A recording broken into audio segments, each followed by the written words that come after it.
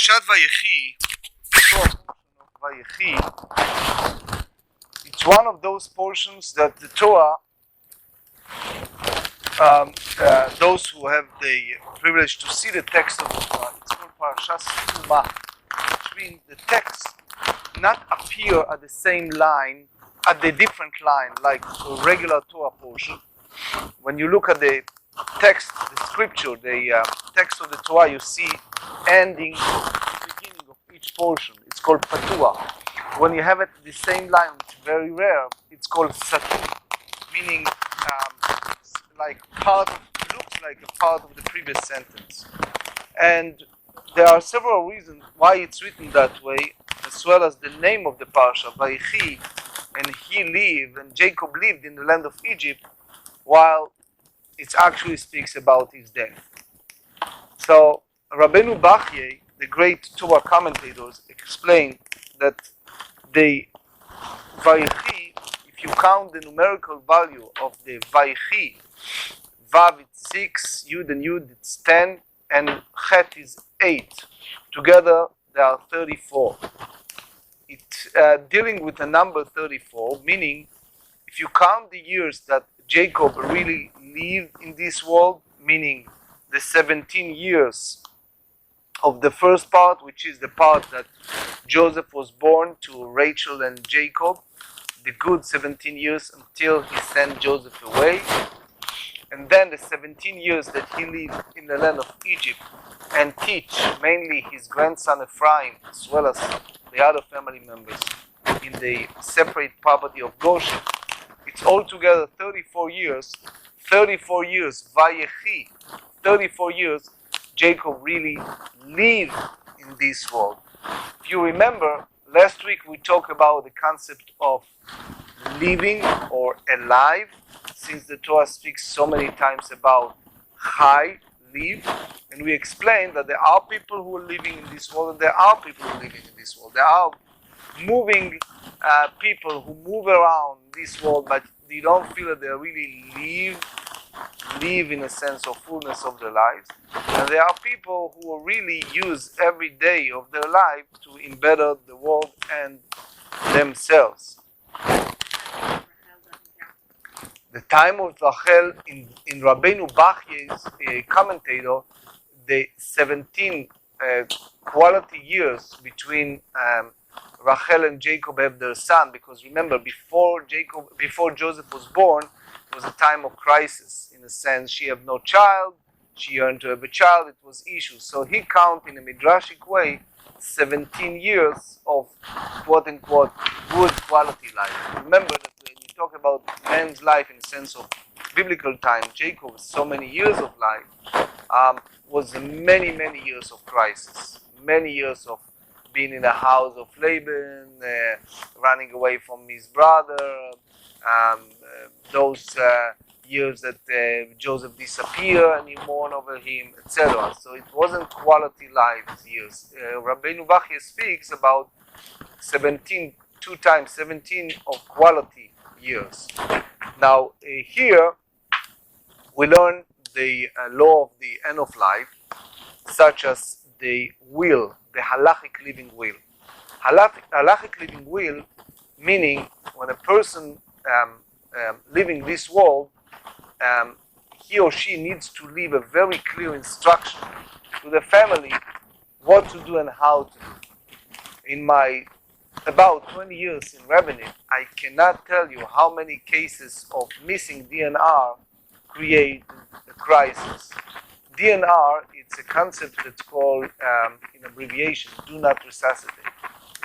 And you have a situation like family called me at 2 in the morning, you go to the hospital, you have the two daughters against the son, one wants to disconnect the respirator, while the other said no.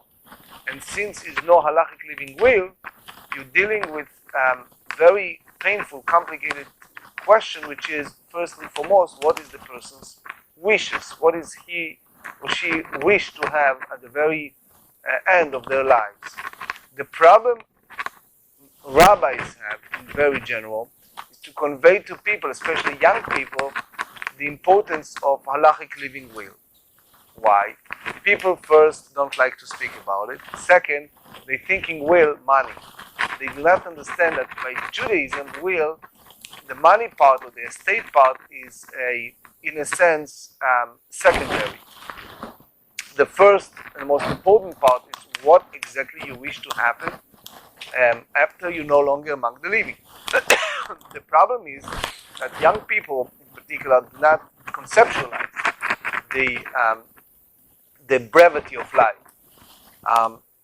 For example, there's a case of a young lady that involved with an accident, and the daughter was there with her, and she was at her 20s.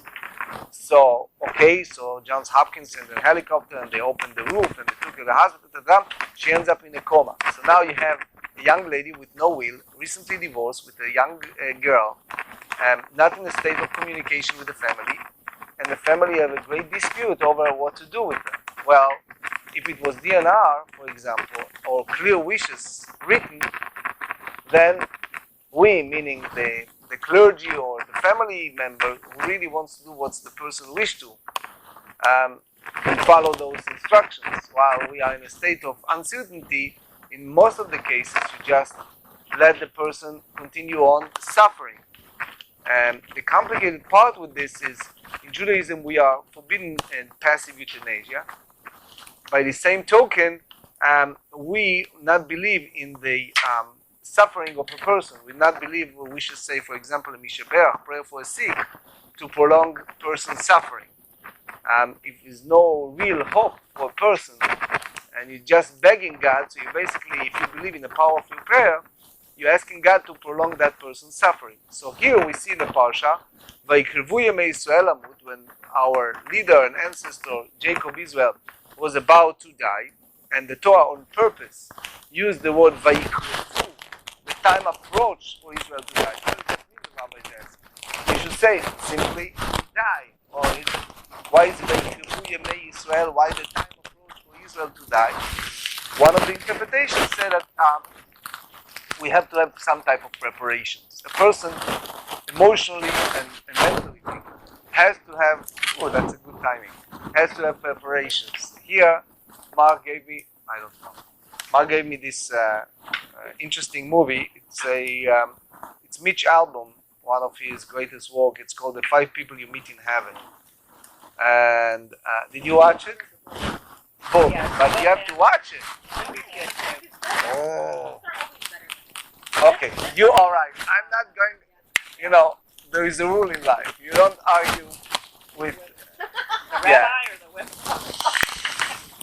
So you're right. I may say that it's clean movie, but not just that, it brings you to conceptualize the afterlife, the philosophy of healing and the philosophy of understanding not only the Jewish faith, the continuation of life. There's like somebody there who is going to explain to you and to take care of your questions, and you conceptualize in the broader picture what's happening in this world, and many things that it's like mind-boggling why righteous people suffering, for example, or why I am in this type of situation, in this type of job, and why I am in such a crisis. I can't tell you how many tears come out of my eyes.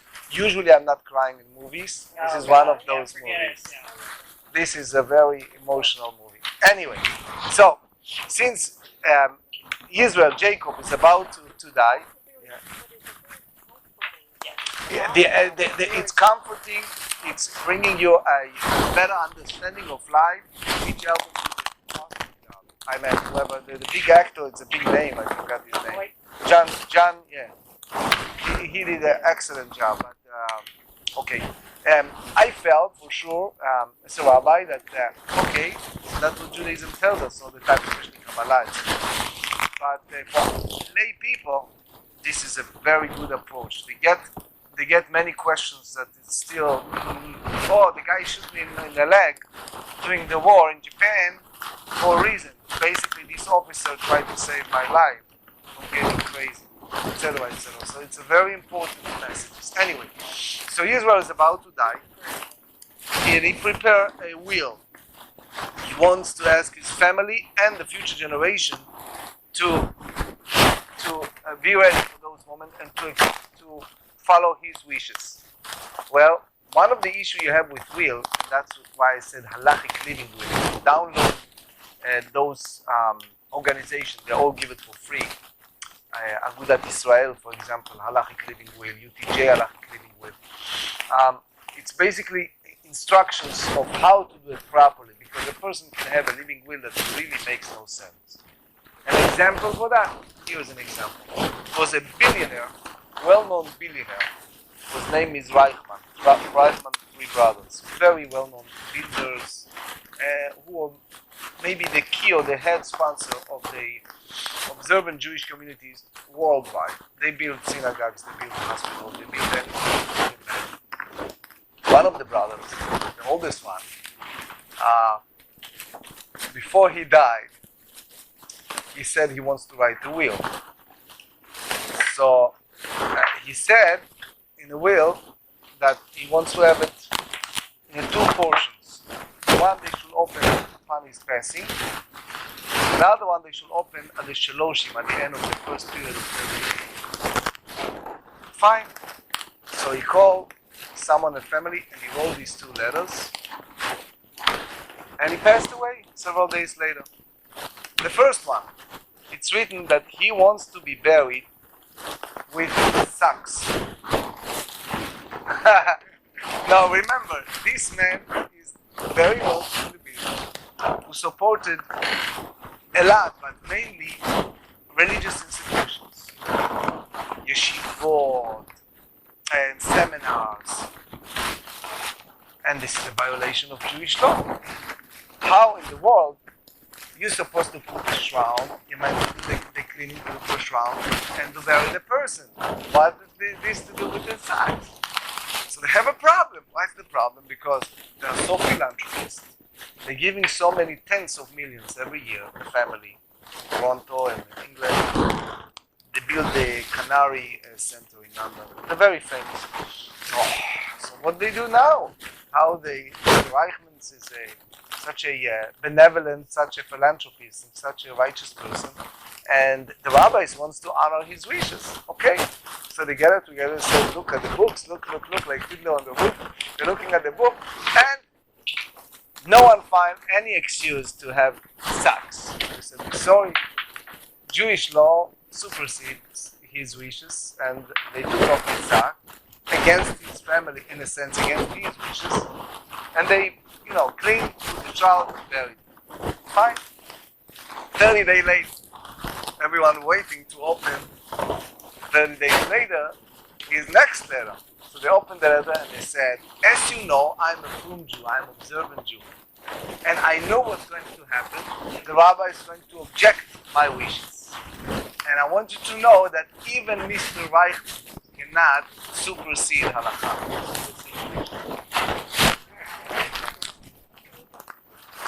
It's a trick, yes. It's a very famous. True. And it wasn't a joke. He made it in a jokey way, but he meant very serious that even me, that I was granted by the Lord with such a wealth, I cannot, with all my power, control the rabbis, control the Jewish law. Anyway, so here.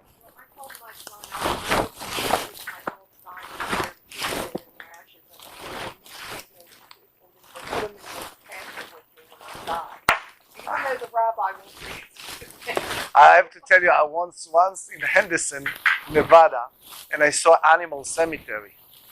And a friend of mine said, you have to see that. I couldn't believe that. They bury a cat, and they have a minister saying psalms, and people pass through. I was on vacation. I couldn't believe it. Anyway, here the Torah said that Israel came to the end of his life, and he has his own wishes. The Midrash tells us about Rabbeinu HaKadosh, the great Rabbi Yehuda Nasi. Before he died, he has certain rules, certain wishes. So, for example, he says, Al tazuz al manami beiti. He has his second wife that live with him, and he put a will that they cannot evict her upon his death. In other words, there are certain wishes that we have to honor in a person's will. you'll be surprised how many things, even a person has nothing in the sense of money or real estate or stocks, there are endless wishes that the person should put in clear so people after him or her know what to do. One Midrash said, the reason that we call this Parsha Vayechi, it's because Yaakov Avinu lo met, that Jacob never died. And you ask a question, what do you mean by saying the famous Midrash that Jacob never died? And the rabbis go at length to say that there is a physical death and a spiritual death. There is a physical death that you take care of the body needs and you bury the person. But we said, like many other faith groups, that there is a continuation after that. So in that sense, the spirit never died. So you see, Chayei Sarah, the life of Sarah, even it's talking about her death. Vayechi Yaakov, we talk about death of Jacob and then of Joseph, and it's basically saying that this world is hachana, this world is a preparation to the olam haba, to the world to come. There is a very famous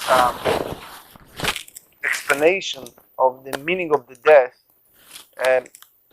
in the book called Or Gedalia. It was a recent rabbi, rest in peace, his name is Rabbi Gedalia Shor, who wrote the book Or Gedalia, and he explained that if a person lives a spiritual life, if a person lives in a sense of feeling of I'm preparing myself for something bigger after life, therefore his soul never died. Soul never die in a sense. You see the children follow his or her footsteps. Soul never die when you see people who keep study what they teach, etc. So there is a lot of concept of soul never die. Again, in that movie you see it in several places. One of the midrash said that Jacob never died because Ephraim was one of the leading later tribe. And in the 17 years that Jacob spent in Egypt, he taught Ephraim Torah. While we're talking about Ephraim, his grandchildren, you see soon that they gathered together around Jacob's bed and he gave them the blessings, which again is another subject. First one is Joseph getting with his children, and upon seeing Joseph, he said, "You have to take me out of this land of Egypt. I don't want to stay here." And why he didn't want to stay there? So the simple explanation is because they are filled of contaminations and sinners and all kind of things that it was disgusting for him to stay. Others said that it was because they may worshiping the Egyptians, the ancient Egyptians, they worship. And then he was a great man that in a way saved the country and blessed the country, and they abound this type of person and they worship. So he rejected that, and he wants to be buried with his family. But that wasn't enough. Since they're not really free, in a sense, they need to have the consent of Pharaoh. So he said, you have to take an oath. And Joseph, even he was a viceroy king, he took an oath, and then he allowed him to go on. So you have his two grandsons, page 125. And he blessed them. But you see how he blessed them. First, Vayar Israel sent an aid, and Israel saw Joseph's son, and he said, "Who are these?" And Joseph said to his father, "They are my sons whom God has given me here." So Rashi and other commentators dealt with the issue of why he said, "These are my son that is born here," and why he said, "Who are these?"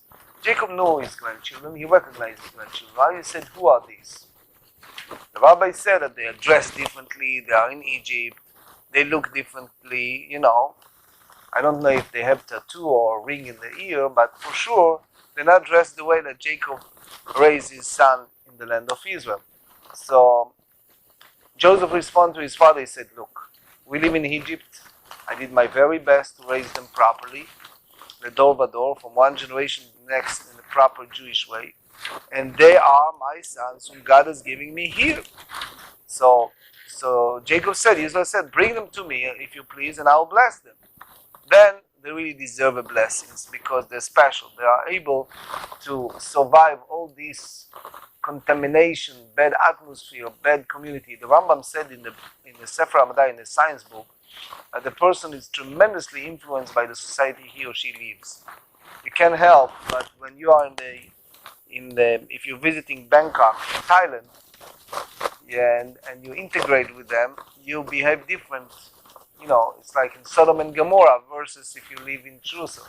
It's two different places, right? When you are in Paris and you're visiting those pubs and nightclubs, you behave differently than you in Jerusalem, right?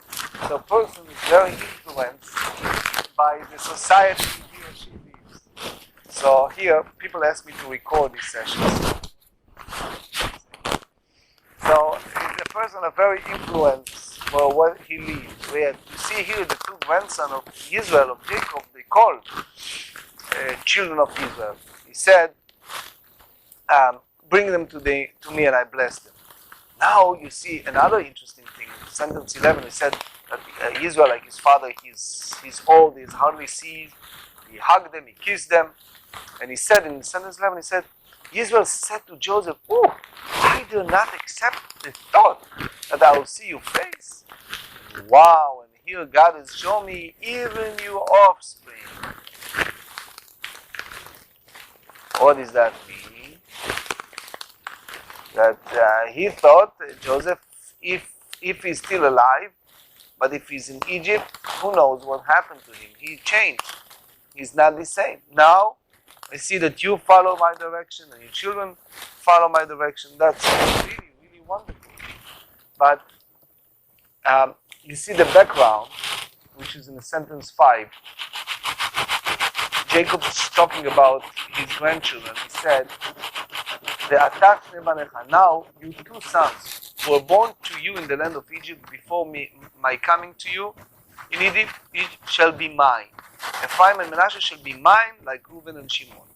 So in a simple way, he said to him, the same way as I have my 12 sons, the first one is Reuben, the second one is Shimon, my first two sons are equal in my eyes, and they are mine, the same as your sons. The rabbis go at length to tell us it's much deeper.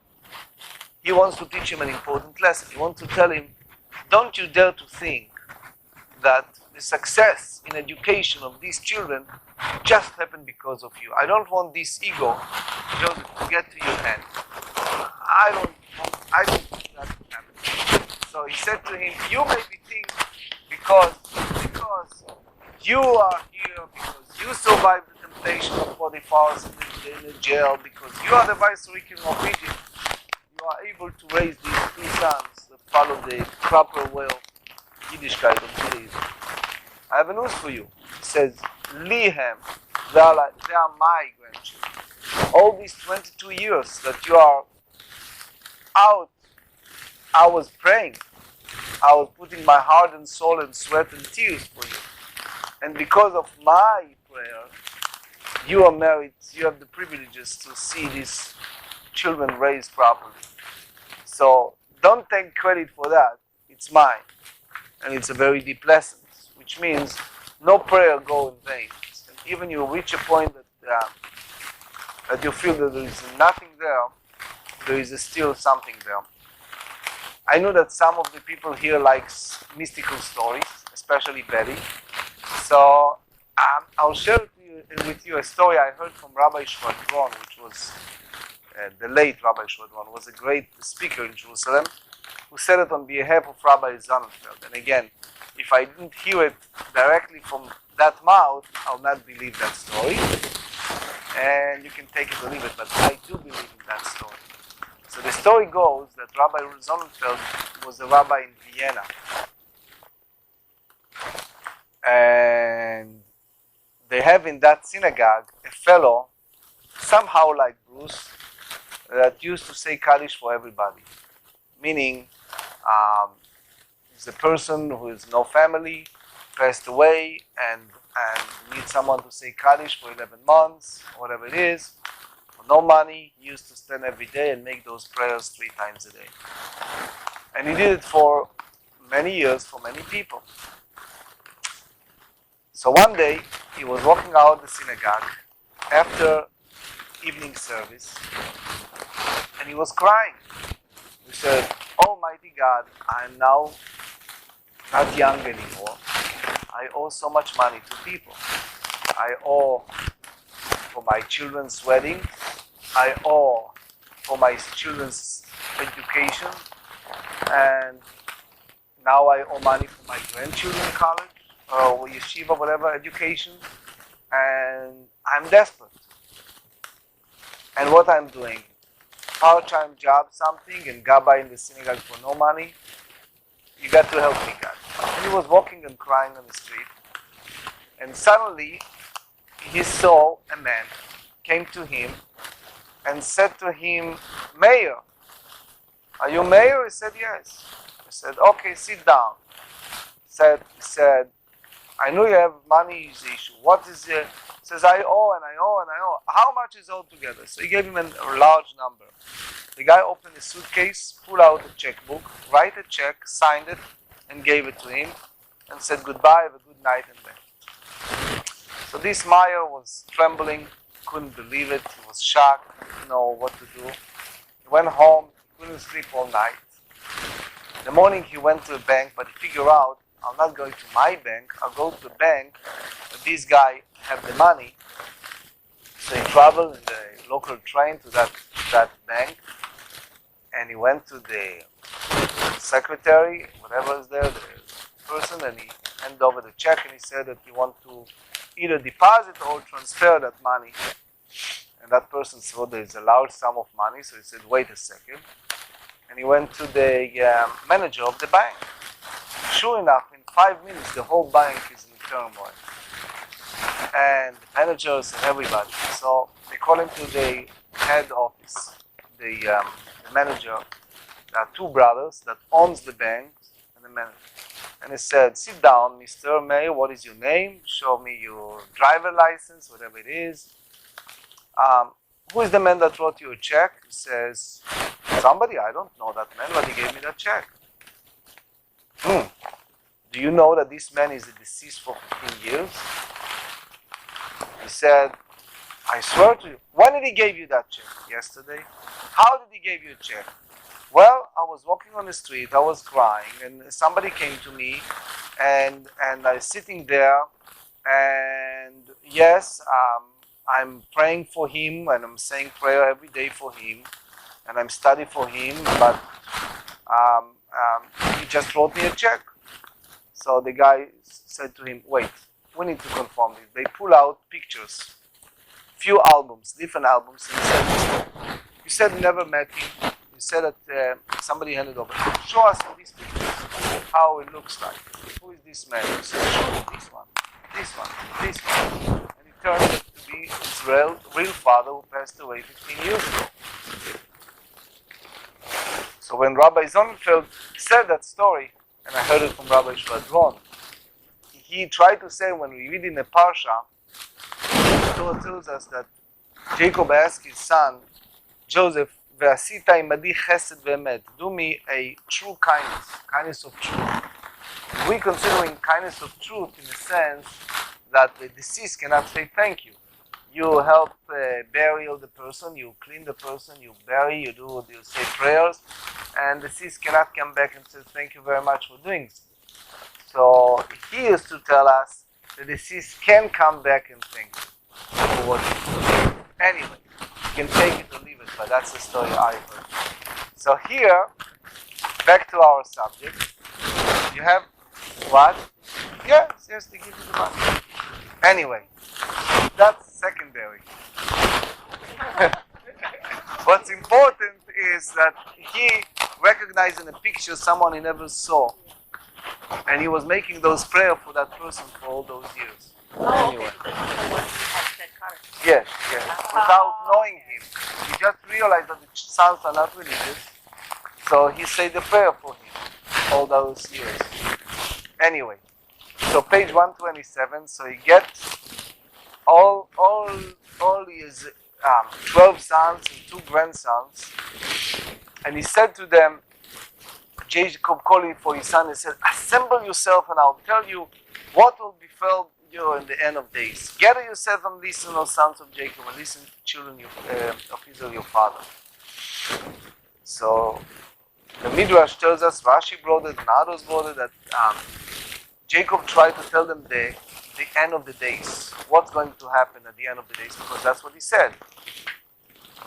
You see sentence 1, assemble yourself and I'll tell you what will befell you.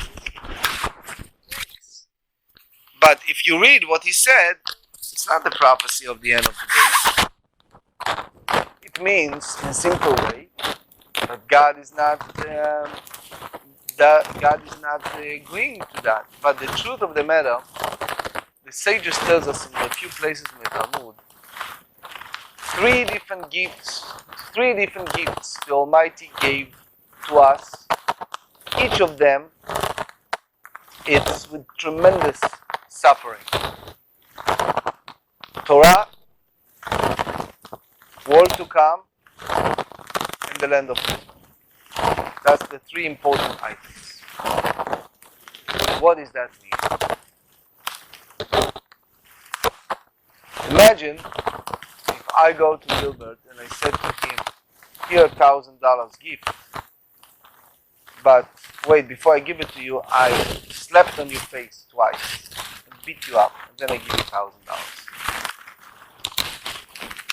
So you said to me, well, if you want to give me a gift, give me a gift, but why you need to beat me up before you give me that gift? There are certain gifts that you need to have some type of preparation in order to not only deserve to have it, but to handle the gift properly. There are several books. One of them, it's written, Chovat HaLevavot, the duty of the heart.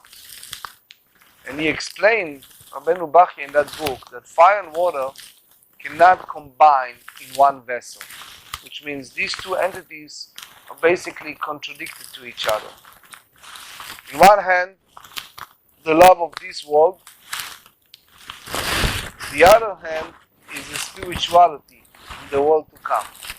There are two entities that cannot go together in a simple way. King David said in the book of Psalms, Sas anochi al imratecha kemotze shalal rav. I'm delighted, I'm happy with the gifts of Torah, like receive a tremendous amount of wealth.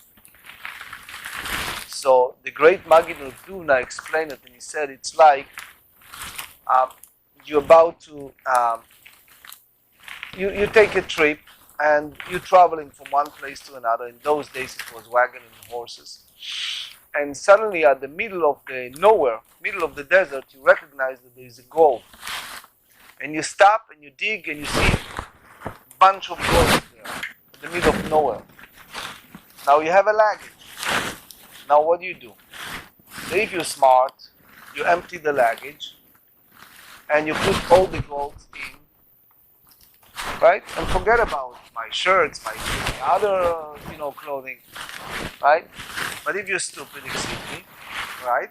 So what you said is, I have my suit and I have my tie and I have my clothing and I need it for Shabbat, so why should I get rid of that in order to get this gold? The ethics of the fathers, the Mishnah said that there are three crowns. One crown of kingdom, one crown of priesthood, and one crown of Torah. Crown of kingdom, it's basically the house of David. It's heredity, it's inherited. The same count of priesthood. A person cannot purchase his priesthood. A person cannot be a Kohen just by purchasing it. Even there are some people who say that you can purchase Kohen, but it's not true. A person cannot do that. Kohen, it's inheritance. Torah, everybody can purchase the Torah. Everyone can learn Torah and can and become a scholar greater than the greatest of the rabbis. It's obvious. The Talmud said that mamzer talmid chacham, if someone is even in a not proper cohabitation, was born, but he is a scholar, adif mikohen ha'aretz. He is treated better than the high priest who was ignorant. in that sense, this balance between understanding this world and the other one, it's like contradicted to one another. So Jacob gathered together his sons, and he wants to tell them the future. But in order for them to understand the future, first and foremost, they need to know why they are around here. What's the purpose of their lives here? Like this one, right? Like this movie we talk about, 5 people you meet in heaven. Why they are around here? There is a purpose of why they are here. If a person is so much involved with money, take for example someone who loves money. So you see a person wake up in the morning, thinking and thinking and thinking, how I'll be able to make another deal and more money and more things. There are people, right? Right? You have people in this country who wake up in the morning, the first thing they're thinking, whom should I sue today? So, make some money, right? So there are people who are involved so much with this. Sometimes they don't eat breakfast, right? Sometimes they run out. You see tremendous devotion to get money. You go to a clothing store, you see the guy go up there and show you another suit, and another suit, another one, another. And he's doing that. Why? Because he knows that if he sells something, he makes a nice living, right? When it's come to love Torah, a person needs to have this feeling. What the Torah gives to me, what the Torah makes my life, and how this Torah study or the value of Torah makes a difference. So the Mishnah said, Yehuda ben Tema Omer, one of the rabbis said, Hevei Azkan Amer, wake up in the morning and be ready for proper serving the Lord and study. Even it's a cold winter, it's warm under the blanket, or it's a summertime, how many hours I slept last night, it's not enough, right? So that's a huge difference, like we call it fire and water, the huge difference in values between the materialistic values, the other values. Now, I must tell you that the whole idea of knowing the future begins with the present. So some rabbis hold that he did tell them the future by direct them in the present life. Take, for example, understanding the whole concept of money, since we talk about money. Talmud said in Tractate Nida that before a person is born, some said 40 days before the person is born, it's decree in heaven. If a person is going to be rich or poor, the person even be wise or stupid. The only thing that it's not decree is if he's going to be righteous or wicked. So the ethics of the father, Ben Zoma, the great rabbi, said at the beginning of chapter 4, he said, who is wise? Wise who learn from everyone. Who is rich? One who is happy in his life. Which means even you have a heavenly decree, you can change that decree by first and foremost accepting your condition. Accepting. If it's a wealth, accepting your life, be happy with what you have. If it's a wisdom, you should learn from everyone. The Torah asks us to strive to something, to get something. Jacob didn't get for nothing. Take, for example, the idea of Jacob, 22 years without Joseph. Why he was 22 years without his sons? So it's a famous midrash that said that he have lack of fulfilling the commandment honoring your father and mother because he left his parents' house for 22 years when he was working for Laban. So he paid it by having his son, Joseph, disconnected from him for 22 years. Furthermore, the Torah said that when Jacob met Joseph last week, so they said that the Torah said that Joseph was about to hug his father and the father was praying. And right away the rabbi said that what he was praying, the rabbi said that he was saying Shema Israel. Hear Israel, the Lord is one, the Lord is our God, the Lord is one. How come, if he needs to say Shema, the rabbis ask, so Joseph needs to say Shema as well if it's the time. If it's not the time, So in this emotional moment, after not seeing his son for 22 years, Jacob said, Shema. And the rabbis answered and said, Jacob wants to teach us an important lesson. The lesson is that love of the Lord supersedes love even for his personal son. Since Jacob wants to thank God for giving me this opportunity to see his beloved son that he missed so much for 22 years, so he expressed it by saying Shema, which means he expressing the thanking the Lord by saying Shema. So we learn from that Maaseh Avot Siman Lebanim, what the parents did, it reoccurred to us. The Shuva Tefillah Tzedakah, when we said many times that the person needs to go and do all kinds of changes in a person's life, it's against person's nature. Because in a person's nature is not to admit wrong, not to admit it's something. So Jacob said to his sons, gather together, assemble yourself, and I'll tell you what to befall at the end of the days, because it's really in your hand. In a sense, prophecy in the future you can handle by knowing yourself. You want to have the great gift of Torah? It's not coming easy. You have to strive to do it. It's not coming by getting fat and eating all day long, or watching, baseball or movies. It's come toward suffering. You call it beating you up, but it means learning. Getting out of Egypt, it's so suffering. Appreciate the land, it's so suffering. They said 3 things come to all suffering: Torah, world to come, the afterlife, and the land of Israel. You see to this very day that nothing comes, everything comes through tremendous amount of devotion and agony. It's like the Almighty tests us how far we go with devotion to the land, devotion to Torah and its word, devotion to what we believe it's an afterlife. So when Jacob said to his son, assemble yourself and I tell you what before at the end of the days, it means you basically needs to make a self-search, and I'm going to describe the character of each of you, and I'm going to advise you how you change for better.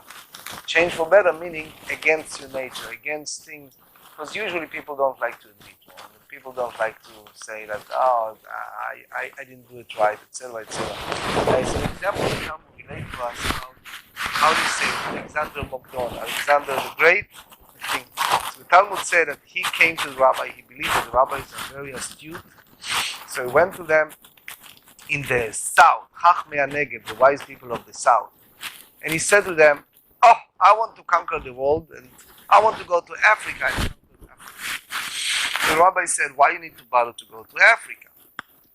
So, I'm Alexander the Great, I need to conquer the world. And it's none of your business to tell me why not. I came to ask you what type of food I should take. So they see that they cannot get much out of him, so they give him some instructions over food. He went to Africa, his wagon and horses, and he entered one of those huge cities, and all of a sudden, that city is only ladies. So now he has a big issue. It's a big dilemma. To be or not to be, right? The question is, should I form a forces and start fighting? So it was a delegation of ladies that came, bowed down the king, and they said to the king, look, if you win this war, what everyone will say, look what Alexander did.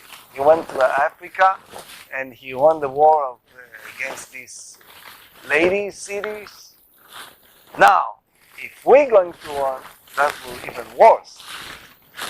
That the women went over this great Alexander.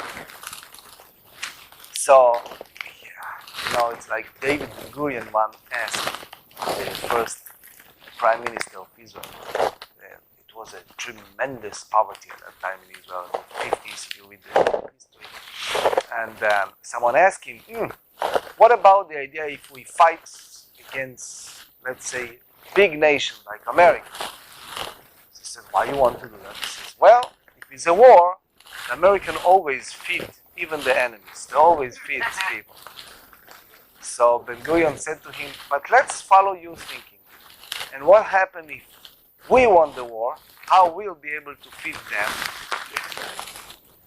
Well, so the story goes that Alexander ends up by asking them, saying, okay, I'm tired, I have all my forces here, give me a lunch.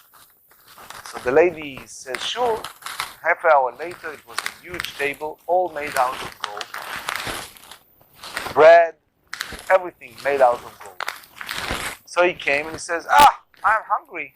What is this? He bought me a gold, bread and gold table and gold, everything is gold. What is this? So the lady said to him, oh, we thought that you, Alexander the Great, you are the greatest person in the world. You're only dealing with gold, and we never realized that you need to eat bread the same as us, simple people. You need to eat bread like every, simple poor person. So he went out, the Talmud said, in that city, and he wrote on the wall, up to this point, I was the most stupid person in the world. And now I realize, when I came to this city, how stupid I am. It's a very famous story. People don't like to admit that they are stupid. People don't like to admit that they waste their life in vain. One of the things we said every morning, we said, Le'olam yehe adam, a person should always be modeh al ha'emet, admitted when he made a mistake. When God see that the person admitted that he made a mistake, then he changed. So we said that this parsha is tuma, that this portion is like, it's connected to the previous one. It's not separate because Jacob and Joseph is smart enough to understand that the minutes we are in Egypt, we cannot say that we are independent nation. The whole concept of independence is not true. Why? Because if I need to get a permission from Pharaoh to bury my father, even I am the viceroy king, it's nothing, I'm a slave. If a great person like Jacob and Joseph needs to go to the system and get approval, may yes, may not. So I'm not really a free person. And that's the idea of certificate connection. It's not really free. And one of the things that we have to understand when it's come to end of life or afterlife and what's happened afterward, is to understand that to get out of a situation, people should understand that it's a tomb, that it's the way that I'm living my life, it's not necessarily the way that I'm living my life is not necessarily the correct way. So we have a concept that it's called, Jacob called his sons and he said, assemble yourself and I'll tell you what will befall at the end of the days.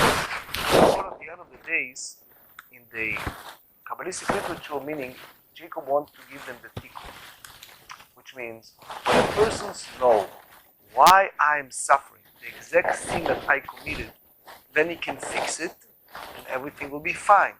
Jacob wants to tell them what's the reason of the galut, of the exile. He wants them to know that it's for atonement, that it will be, if you do certain things to atone or certain things, things will get better.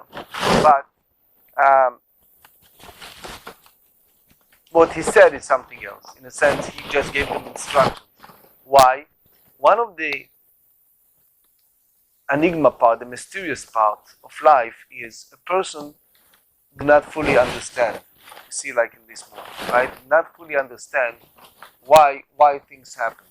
Right? Remember, he was about to enter that Japanese house in that movie, and it's a fire all over. And suddenly, somebody from his back shoots him, and never understand that it was good for him, and that's the way he saved his life. Even he shoots him on his leg. So, in that sense, it was a great rabbi by the name of Malik. Believe about it, and he wrote a commentary on the book of Daniel, and. Those of you who read the book of Daniel, he said, like some of predictions, what's going to happen at the end of the day. He said, and many rabbis struggle studying what it means when you use certain things. Martin was one of the rabbis that really tried to put together numbers. So some asked him, why are you doing that? So he said, I'll give you a little allegory so you understand. Imagine you're living in Annapolis, Maryland. take you then with your grandson. He's well behaved, and you said, I'm going now to California. So you're going, because you behaved so well this week, I'm going to take you to California. Fine. Beautiful. How long it takes to go from Annapolis to California? Let's say average ride. A week. Let's say about a week. Okay? Anyway, start driving. You're getting to 95 north, or if you take north Pittsburgh, you take 495, and you're close to Pittsburgh, and he said, okay, Grandpa, you told me to get to California. We are in California? No, we're not in California. We just left. But what do you mean we just left? You told me that we're going to California. Yes, we're going to California. Then you reach a point that you're sick and tired of him. So he said to him, don't you see a sign? You see a sign. So what happened with those rabbis, if they found some type of giving people a date, it's because people get impatient. So those who believe and understand that we are in the process and we're getting close, that's great. But those who are that close to lose faith, so you give them dates. The problem with giving dates, it means you give dates and it doesn't come, you get disappointed. Right? Like someone said, December 2012. Have you ever heard that? It's like going to elevator number 15. Whatever. Right? There are people who have all kind of assumptions. That's dangerous bad. So in general, the rabbi objected it.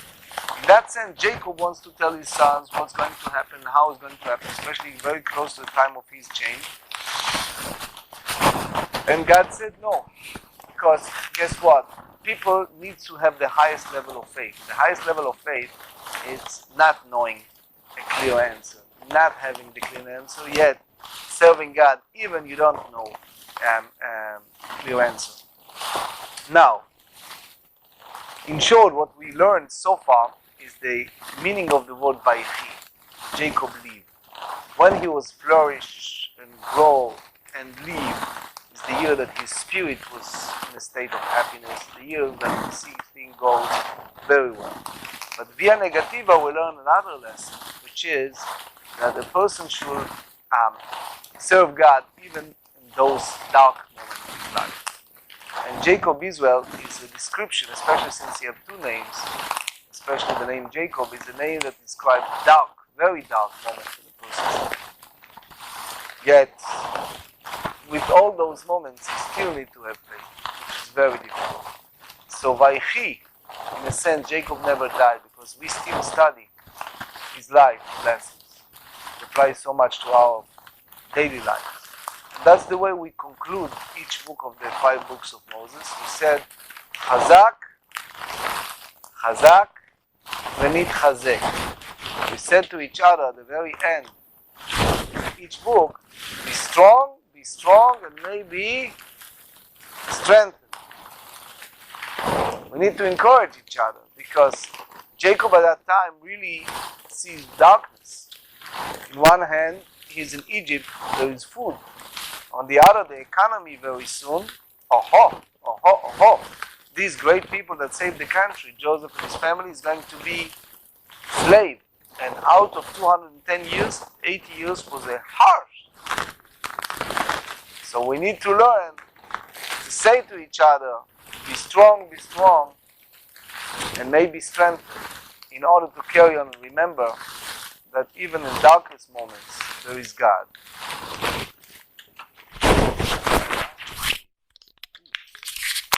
Any question? I'm not taping. You can ask me now whatever you want. Why is in some instances he's called We just said it. It's a good question. Jacob is Akev, represent the heel. You know, it's like ancient Chinese. Did you ever see that movie that they used to tie the females' feet in the bottom of the heel? Heel represent in the ancient literature in a sense of slavery. And Jacob was born, he hold the feet of his brother, and it was constant tension over the firstborn rights and over. So that's a man that struggle.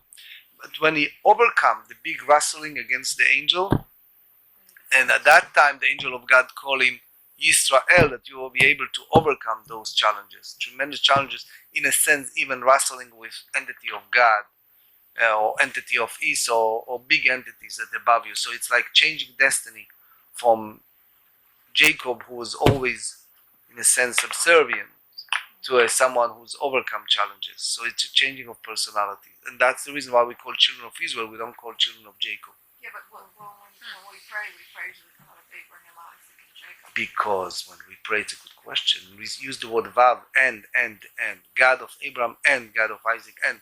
Because all these names represent suffering, represent darkness. And if you go deeper, Jewish people have responsibility. Chosen, quote unquote, means obligation, responsibility. So when you see darkness in the world, we take the blame in a sense. We didn't teach enough. We didn't show a good role model to others. Jacob represents struggling, suffering, but still have faith despite all those sufferings. So what does Joseph represent? Joseph represents overcome temptations, faith in God. He used the name of Elohim, God. Even he was in a pit, even he was in the Potiphar's wife situation, interpreted the dream of Pharaoh, interpreted the dream of others. He always carried the name of God. In a way, he represents faith. His symbol also represents faith. Normal person, oh, my brothers betrayed me in such a way, and then they want to kill me, and they did all this to me. I don't want anything to do with my family. Yet he remained faithful and never took vengeance, and he was the righteous Joseph in that sense. So the person that survived all this huge temptation, have faith, that's the character of Joseph. Thank you.